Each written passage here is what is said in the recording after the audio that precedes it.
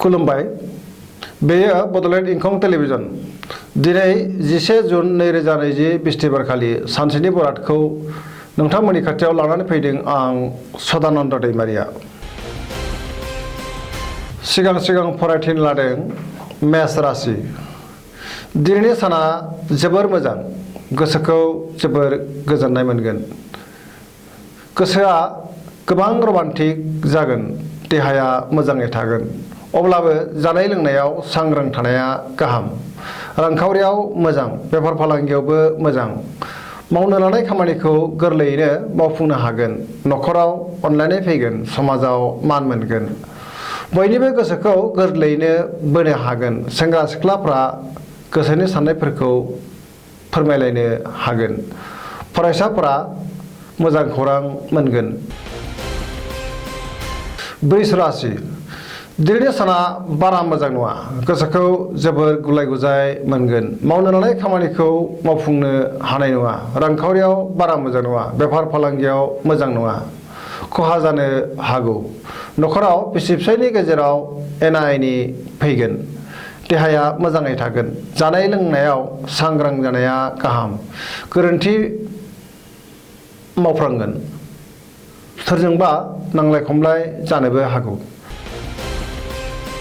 मिथुन राशि दिनैनि साना मोजां आरो गाज्रिनि गेजेरजों बाबेनलांगोन गोसोखौ गुलुं गुजुं मोनगोन मानिबा जाहोनाव गोसोनि बोलोआ लोरबां जागोन देहाया अदेबानि मोजाङै थागोन अब्लाबो जानाय लोंनायाव सांग्रां थानाया गाहाम रांखावरियाव मोजां बेफार फालांगियाव मोजां मुलाम्फा मोननो हागोन नखराव अनलायनाय फैगोन समाजाव मान सन्मान मोनगोन गोसोनि बोलोआ अदेबानि लोरबां जागोन बिदा फंबायजों मोजां सोमोन्दो थानाय नङा बिमा बिफानि बोर मोनगोन सोरजोंबा सुथुर जागोन साननायफोरा देबर नांगोन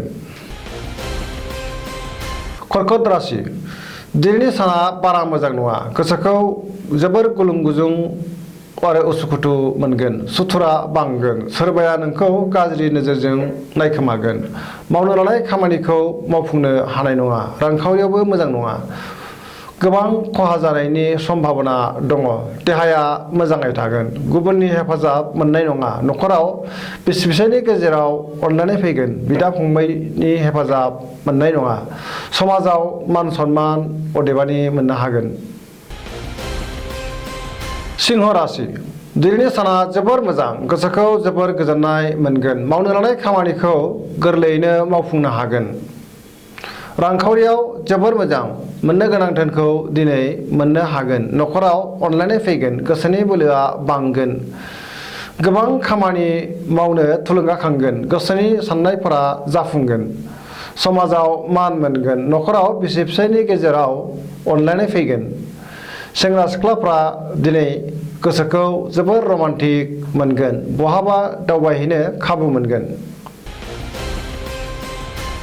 कन्या राशि दिनैनि साना जोबोर मोजां गोसोखौ जोबोर गोजोननाय मोनगोन समाजाव गोबां मान मोनगोन गुबुनजों गोरोबनानै मोजां खामानि मावनो हागोन गुबुननि गोसोखौ गोरलैयैनो बोनो हागोन सोरबा लोगोनिफ्राय मोजां खौरां फैगोन रांखावरियाव जोबोर मोजां बेफार फालांगियावबो मोजां देहाया मोजाङै थागोन अब्लाबो जानाय लोंनायाव सांग्रां थानाया गाहाम नखराव बिसि फिसायनि गेजेराव अनलायनाय फैगोन मावनो लानाय खामानिखौ दिनै थि समावनो गोरलैयैनो मावफुंनो हागोन गोसोखौ जोबोर रमान्टिक मोनगोन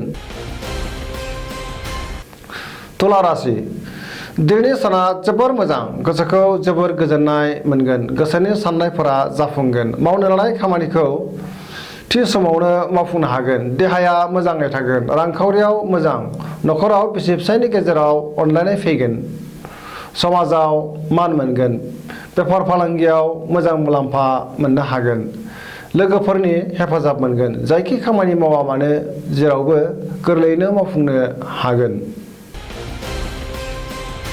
वृश्चिक राशि दिनैनि साना बारा मोजां नङा गोसोखौ जोबोर गुलुं गुजुं मोनगोन माबा मोनसे गोरोन्थि मावफ्रांगोन सोरजोंबा नांलाय खमलाय जानानै लाजिनांनोबो हागौ मावनो लानाय खामानिखौ थि समावनो मावफुंनो हानाय नङा। गोसोनि साननाया देबार नांगोन। न'खराव अनलायनाय फैगोन। रांखावरियाव मोजांद्राय नङा। बेफार फालांगियाव खहा जानो हागौ। देहाया मोजाङै थागोन। जानाय लोंनायाव सांग्रां जानाया गाहाम। नेगेटिभ एनार्जिनि शिकार जानांगोन। धनु राशि दिनैनि साना जोबोर मोजां। गोसोखौ जोबोर गोजोननाय मोनगोन। मावनो लानाय खामानिखौ थि समाव मावफुंनो हागोन। गोसोनि साननाया जाफुंगोन। रांखावरियाव जोबोर मोजां। मोननो गोनां धोनखौ मोननो हागोन। बेफार फालांगियाव मोजां मुलाम्फा मोनगोन। समाजाव मान मोनगोन। देहाया मोजाङै थागोन। जायखि खामानिखौनो मावा मानो गोरलैयैनो मावफुंनो हागोन। न'खराव अनलायनाय फैगोन। समाजाव बयजोंबो गोरोबनो रोंगोन। फरायसाफोरा फरायनायाव जोबोर गोसो दुंखांगोन। मकर राशि दिनैनि साना जोबोर मोजां। गोसोखौ जोबोर गोजोननाय मोनगोन। देहाया मोजाङै थागोन। अब्लाबो जानाय लोंनायाव सांग्रां थानाया गाहाम। रांखावरियाव जोबोर मोजां। मोननो गोनां धोनखौ मोननो हागोन। बेफार फालांगियावबो मोजां मुलाम्फा मोनगोन। न'खराव अनलायनाय फैगोन। गोसोनि बोलोआ बांगोन। गोबां खामानि मावनो गोसो दुंगोन। समाजाव मान मोनगोन। गोसोखौ जोबोर रमान्टिक मोनगोन। सोरबा लोगोनिफ्राय मोजां खौरां फैगोन।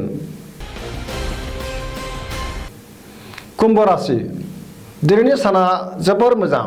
गोसोखौ जोबोर गोजोननाय मोनगोन। मावनो लानाय खामानिखौ थि समावनो मावफुंनो हागोन। समाजाव मान मोनगोन। रांखावरियाव जोबोर मोजां होनजायो। फालांगियावबो मोजां मुलाम्फा मोननो हागोन। देहाया मोजाङै थागोन। न'खराव अनलायनाय फैगोन। सोरबा लोगोनिफ्राय मोननो गोनां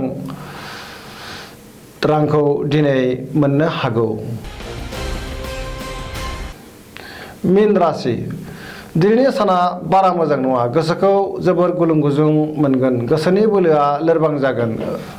गावनि साननायखौ गुबुननो दाफोरमाय नङाब्ला गोरोन्थि बुजिगोन। देहाया मोजाङै थागोन। रांखावरियाव मोजांद्राय नङा।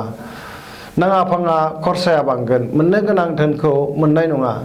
बेफार फालांगियाव खहा जानो हागौ। न'खराव अदेबानि बिसि फिसायनि गेजेराव अनलायनाय फैगोन। सोरजोंबा नांलाय खमलाय जानोबो हागौ। सांग्रां थानाया गाहाम। दिनैनि राशि फरायथिनाया एसेनोसै। जोबनायाव बेखौनो खावलायो जाहाथे नोंथांमोना सानफ्रामबो जोंनि बे बड'लेण्ड इंखं टेलिभिजनखौ नायबाय थायो आरो साबस्क्राइब खालामो। एसेनोसै। गोजोन्थों।